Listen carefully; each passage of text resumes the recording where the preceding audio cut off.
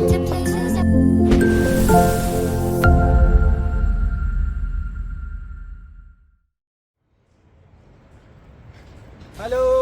Time to holiday. আমাদের holiday আবার শুরু। তো এবারকার হলিডের ব্যাপার হচ্ছে যে কমন ক্যারেক্টারগুলা, সেই কমন ক্যারেক্টারগুলা নাই আমাদের সাথে। সানি, দুরন্ত, নয়ন কেউ নাই, কিন্তু আমার একজন হলিডে পার্টনার আছে এবার। তো পার্টনারের সাথে একটু পরে পরিচয় করে দেবো। সেটা হচ্ছে আনোয়ার যাচ্ছে এবার। তো আমরা যাচ্ছি এবার গ্রোনপ পাহাড় দেখতে, আল্পস পর্বতমালা পাহাড়ের সাথে মিশে যাব দুইজনে। তো সাথে যে আছে তার সাথে একটু পরিচয় হওয়া দরকার না? আমাদের সাথে আছে আনোয়ার। এই হচ্ছে আনোয়ার। তো আমি আর আনোয়ার এবার আমাদের ট্যুরমেট। সো এবারে আমরা শুরু করেছি হচ্ছে নাইট জার্নি, কারণ দীর্ঘ যাত্রা। আর দীর্ঘ যাত্রার জন্য আমি সবসময় বাসটাই প্রেফার করি, কারণ রাতে বাসে উঠবো, সারা রাত ঘুমাবো বাসে, সকালে নেমে চিল আর চিল। তো আনোয়ার ঠিক আছে নাকি প্ল্যান? গুড। যারা ইকোনমিতে ট্রাভেল করতে পছন্দ করেন তাদের জন্য বাস জার্নির বিকল্প কিছু নেই। আর যারা ভ্রমণপ্রিয় মানুষ তারা অবশ্যই যদি ইকোনমিতে ট্রাভেল করতে চান তাহলে অবশ্যই বাস জার্নি করবেন, কারণ হচ্ছে বাস জার্নিটা তুলনামূলকভাবে চিপ। আর আমরা এখন বোর্ডিংয়ের জন্য অপেক্ষা করতেছি। আমাদের বাস কিছুক্ষণ পরেই, জাস্ট 10 মিনিট পরেই আমরা আমাদের ডেস্টিনেশনের বাস পেয়ে যাব। আমরা এই মুহূর্তে আছি বার্সি স্টেশনে। যাত্রা বিরতি, আমরা যাত্রা বিরতিতে অপেক্ষা করতেছি। ওই যে আমাদের বাস থেমে আছে। তো 15 মিনিট পরে আবার আমরা গন্তব্যে উঠব।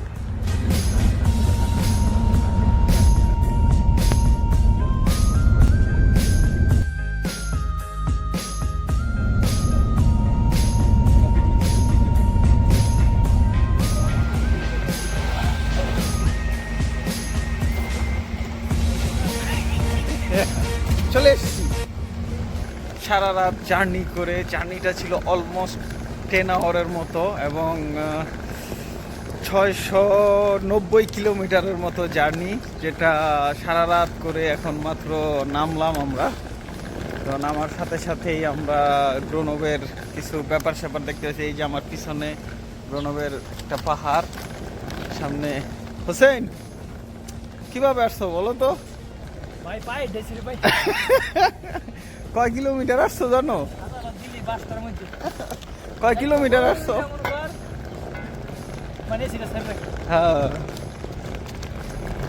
তো আমরা এখন বিভিন্ন কাজকর্মে যুক্ত হয়ে যাব আমাদের পারি ওড়িয়ে। আমরা দীর্ঘ এক জার্নির পরে এখন আমরা গ্রোনব নামলাম। তো আমাদের হোটেল বুকিং হচ্ছে বিকাল 3টায়, বাট এই মুহূর্তে বাজে সকাল 9টা। তো আমরা এখন কী করবো, আমাদের একটা পূর্ববর্তী অভিজ্ঞতা আছে, লাগেজ ডিপোজিট করা যায় বিভিন্ন জায়গায় গেলে। তো আমরা এখন এখানে খুঁজে পাইলাম। আমরা লাগেজগুলো রাইখে এখন ফ্রি হ্যান্ডে ঘুরবো, এনজয় করবো আনটিল আমাদের বুকিং আসার আগ পর্যন্ত। তো চলো। আমাদের এখন লিটল স্ন্যাক্স বিরতি, McDonald's fish burger and chicken wrap. Hussain ক্ষুধার্ত, আমিও ক্ষুধার্ত। আমাদের এখন খানা দানা হবে, কথা হবে না। হ্যাঁ, সো চিল। যারা শিল্প সাহিত্য সম্পর্কে অবগত আছেন তারা অবশ্যই বিভিন্ন দেশের শিল্প সাহিত্যিকদের চিনে থাকেন। তো বাংলাদেশের একজন প্রখ্যাত কথা সাহিত্যিক সৈয়দ ওয়ালিউল্লাহ, যার সমাধিস্থল এই ফ্রান্সে এবং এই গ্রোনব শহরে।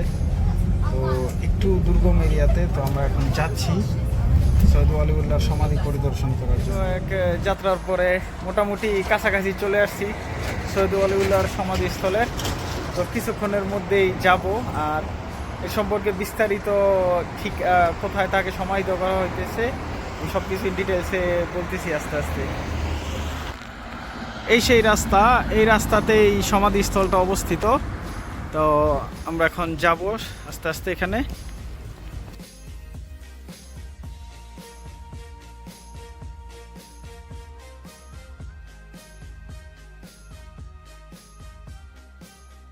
যেটা হলো, সমাধিটা দেখতে আমাকে একা একাই যেতে হবে, কারণ আনোয়ার ভয় পাচ্ছে। আর সবার অবগতির জন্যই বলতেছি যে কবরস্থান বা সমাধিস্থল কখনোই কোনো বিপজ্জনক জায়গা নয়। দেখুন এখানে আপনার বসার জন্য সুব্যবস্থা করা আছে সব কিছু।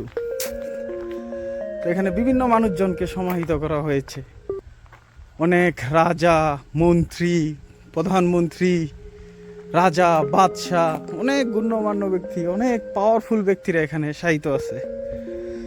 তো আমাদের বিখ্যাত লেখক সৈয়দ ওয়ালিউল্লাহর কবরের সন্ধানে যাচ্ছি, দেখি কোথায় তার কবরস্থানটা। সৈয়দ ওয়ালিউল্লাহ আপনি কোথায়? খুব সম্ভবত পেয়ে গেছি।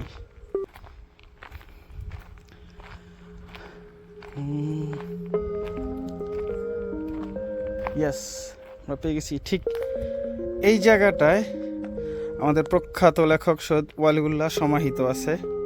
এই তার নাম ফলক। সৈয়দ ওয়ালিউল্লাহ চিটাগংয়ে জন্ম 15ই অগাস্ট 1922 এবং শেষ নিঃশ্বাস ত্যাগ করেছেন 10ই অক্টোবর 1971। সাথে তার স্ত্রীকেও এখানেই সমাহিত করা হয়েছে। ওনার স্ত্রী ফরাসি মেরি ওয়ালিউল্লাহ।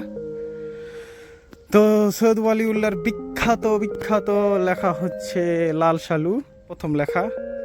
আর এই লেখার জন্য সে বিভিন্ন রকম পুরস্কারে ভূষিত হয়েছে, যেমন 21 পদক, জাতীয় পুরস্কার।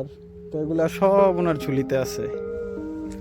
ওনার লেখা লাল সালু ইংলিশে অনুবাদ করা হয়েছে। তো ইংলিশে যেটা অনুদিত কাব্যগ্রন্থ সেটা হচ্ছে নাম ট্রি উইদাউট রুট। তো আমাদের ওনার লেখনী সবসময় ছিল মৌলবাদীদের বিপক্ষে, আর এই কারণে উনি অনেক মানুষের কাছে অপ্রিয় একজন ব্যক্তি, বাট কিছু কিছু মানুষের কাছে আবার খুব পূজনীয়। আর উনি খুব স্মার্ট এবং হ্যান্ডসাম একজন ছিলেন। খুবই অল্প বয়সে মারা গেছেন, মাত্র 49 বছর বয়সে। আমি তার জীবনী পড়ে যতটুকু জানতে পেরেছি, তার অনেক ইচ্ছা ছিল স্বাধীন বাংলাদেশে যাবে, কিন্তু বাংলাদেশ স্বাধীন হওয়ার আগেই সে মৃত্যুবরণ করেছে। খুবই দুর্গম এক পাহাড়ি এলাকায় তাকে সমাহিত করা হয়েছে। তো এই হচ্ছে পুরো সমাধিস্থল। তো এখানকার নিয়ম হচ্ছে সকল ধর্মগ্রন্থের মানুষদেরকে একই সাথে সমাহিত করা হয়। এখানে খ্রিস্টান পাবেন, বুদ্ধিস্ট পাবেন, হিন্দু পাবেন, সবাই, মুসলমান, সবাইকে সমাহিত করা হয় এখানে। সমাধিস্থল পরিদর্শনের পরে এখন আমাদের উদ্দেশ্য বাসা, কারণ আমরা খুবই ক্লান্ত। সারা রাত জার্নি করে আজ এখানে এসে দাঁড়িয়েছি।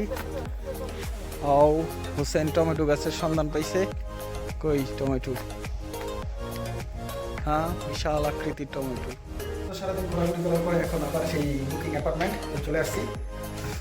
দেখি আমরা কি আছে বাসাতে। এই তো বিশাল এক সিটিং রুম, ডাবল বেড, আমার ওকে সোফা, আমাদের বিশাল বড় একটা টিভি আছে, আর এটা American kitchen. So I have এটা toilet. Yes, it's toilet and bath together, and this should be shelf. And this is fridge, and that's all. We entered our room, so we can enjoy. বাসায় গিয়ে একটু rest নেওয়ার পরে আমরা আবার বের হইছি গ্রোনভ সিটি দেখার জন্য। তো এই হচ্ছে ঠিক বর্তমান সময় 8টা বাজে। তো 8টা বাজে পুরো শহর খাখা, কেউ নাই।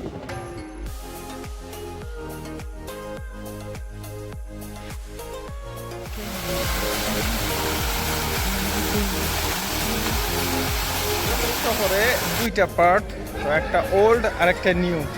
তো আমরা এখন হাঁটতেছি ওল্ড টাউনের এদিক দিয়া। আর ওল্ড টাউনটা হচ্ছে সম্পূর্ণ ভেহিকেল ফ্রি, টুরিস্ট বান্ধব, অনলি সাইকেল অ্যান্ড পায়ে হাঁটা এলাও এখানে। ঢাকা যেমন বুড়িগঙ্গার তীরে অবস্থিত, প্যারিস সেন নদীর তীরে অবস্থিত, আর গ্রোনভ হচ্ছে এই ইসিএর নদী তীরে অবস্থিত।